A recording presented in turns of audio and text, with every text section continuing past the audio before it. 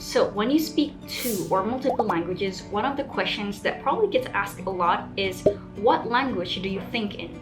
So the answer depends on three things. It depends on the situation.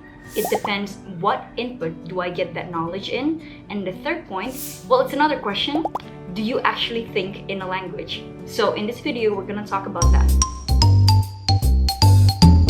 Hey guys, before we return to the video, I just want to tell you that ESA is now open for application. So if you are a professional or an expat who need to urgently speak English in your life, make sure that you check this out because it's going to be super interesting.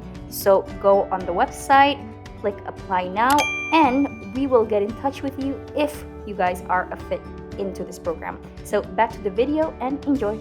Hi guys, so to give you a little background about myself, I am native of Indonesia. So I was born and raised in Indonesia, but I spent most of my adult life in the US for 4 years and in the Netherlands for about 6-7 years. Now I'm back in Indonesia. So my primary language is Bahasa Indonesia, my native language is Indonesian, but my dominant language is English. What do I mean by dominant language?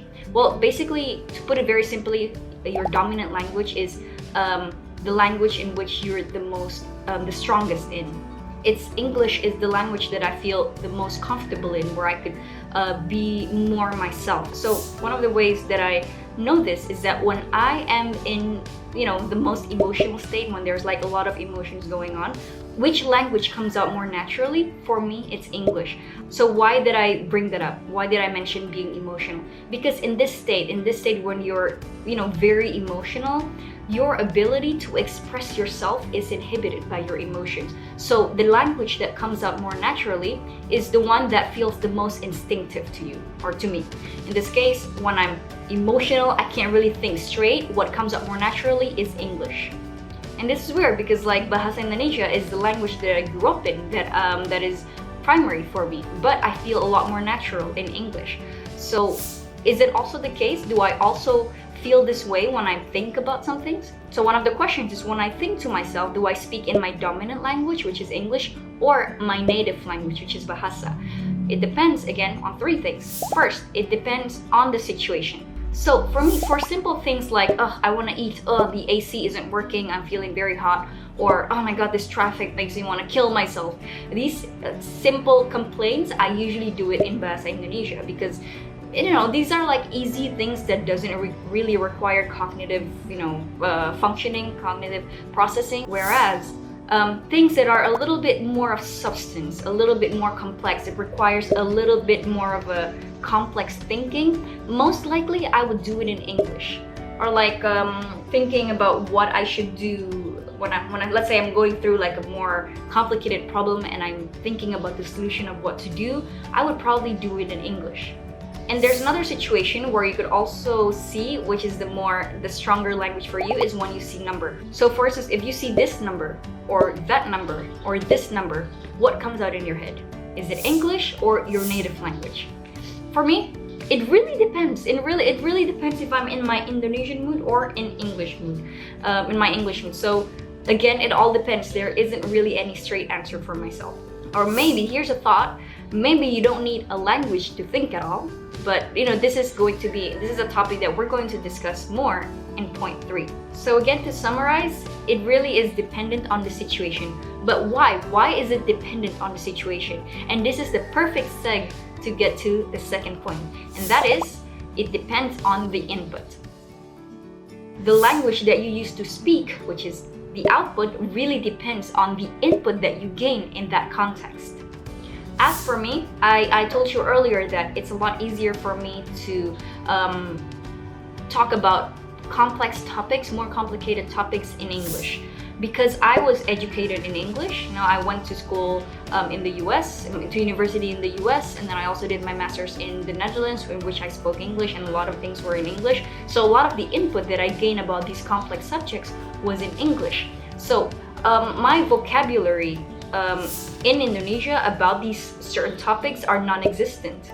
That's why whenever I read like news or books in Indonesia that talks about very complex subjects, let's say politics, a lot of the terminology, the jargon, I don't understand in Indonesian. So it really depends on the input that you gain. So for instance, as an example, there is this, in Bahasa you would call Mahkamah Agung, and I don't understand what that is. But then when somebody says, oh, Mahkamah Agung is like the Supreme Court, that's when I understand, oh, the Supreme Court, you know? So it's just because I understand the concept, but I don't know the word in Bahasa Indonesia because I never got that input in Bahasa Indonesia. Whereas when I talk about simple things, it's a lot easier for me to speak in Bahasa. Like, I'm hungry, or the AC is not working. The AC is too hot, AC-nya panas, like that. So why is this? Because my first language is Bahasa Indonesia. The first input as a human being, and when I was a baby, when I was a toddler, was in Bahasa Indonesia. So whenever, probably one of the first words that I learned to speak as a human being is like, oh, I'm hungry, or I want to eat. And I did that in Bahasa, right? So it's a lot more natural and instinctive for me to say that. Let's say if I were alone, lapar, mau makan, like that. It comes out Indonesian. So it is something that I have been trained to do since I was a baby. And then it was mostly Indonesian until I was like, I don't know, 10 years old, 12 years old. And then I went to like a international, national plus school where everything was in English. So ever since then, my English became a lot stronger. And then at 17, when I left home to the US, my world, almost all of my world was conducted in English. So most of my friendships and all of my relationships have been conducted in English. So of course I feel a lot more comfortable expressing my emotions, my feelings in English. Whereas in Bahasa Indonesia, I never really got the chance to, let out my emotions. So I don't even know how to express myself in Bahasa.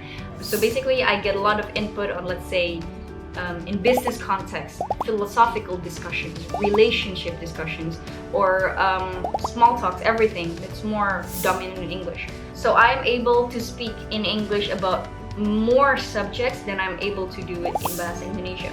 So this is one of the reasons why right now, in order for me to improve my Bahasa Indonesia, I need to get a lot more input in Bahasa. So that means reading, listening to more podcasts in Bahasa Indonesia, or following more influencers or KOLs, like key opinion leaders in Bahasa Indonesia, so that my Bahasa Indonesia could also be strengthened. Maybe almost as strong as my English. We'll see. We'll see how I would feel. So to put it very simply, again, it depends on the input that you gain of that subject. And now we move on to point number 3, that is, do you actually think in a language? So do you actually think in a language? Write down in the comments below what you think. But this theory, the fact that, you don't actually think in a language, really resonates with me. For instance, when you're thinking about a certain thing, right? Let's say you're struggling with a concept or a feeling or an idea, basically. And then let's say in your head, you kind of understand, you have a grasp of this idea, you understand it, but you are unable to articulate it out loud. Why is that? How come even if you have the understanding in your head, you're still unable to translate that into words in a way that people would understand? So this kind of made me think that your thoughts and words and language that comes out are separate. What you think and what you speak are different, and that's what makes me think that you don't actually think in a language. So just imagine a scenario where, let's say you're fighting with your friend or your boyfriend, girlfriend, or whatever, and then you have this feeling of injustice. You want to express yourself out loud, but nothing just comes out. It's like, I know what I feel, I know what I mean, but I can't say it out loud. Why is that? Even though it's clear in your head, getting it out is a struggle because your thoughts and language are separate. If you disagree, let me know in the comments below, and if you agree, also let me know why you disagree. So I want to challenge you to think that when you're thinking to yourself, you don't actually speak in words. You're just thinking in abstract thoughts or concepts, or like, for instance, let's say right now I am in the process of painting my wall this pattern, but I don't really know what the name of this pattern is. I just know that it exists, this kind of pattern, but I don't know the name. So I have it in my head, the idea of it, but it's not put into words yet. So there's an idea of it, and then there's the word, right? So if, let's say, we were to really think about our own thoughts in words, translating it out loud, speaking it out loud would come a lot easier. But putting it into words, let's say saying things out loud, requires a lot of effort, right? Because this is your brain trying to translate your thoughts into words. Speaking, essentially, is translating the thoughts that you have in your head, the abstract ideas, the concept that you have in your head, into words in a way that the other person would understand. And this is speaking in any language, not just speaking in English, for instance. When you're trying to speak in a second language, this becomes a lot trickier because a lot of people think from the concept and then to the first language, having to translate it, and then having to translate it to the second language, which becomes a lot more complicated, right? What do you think about this?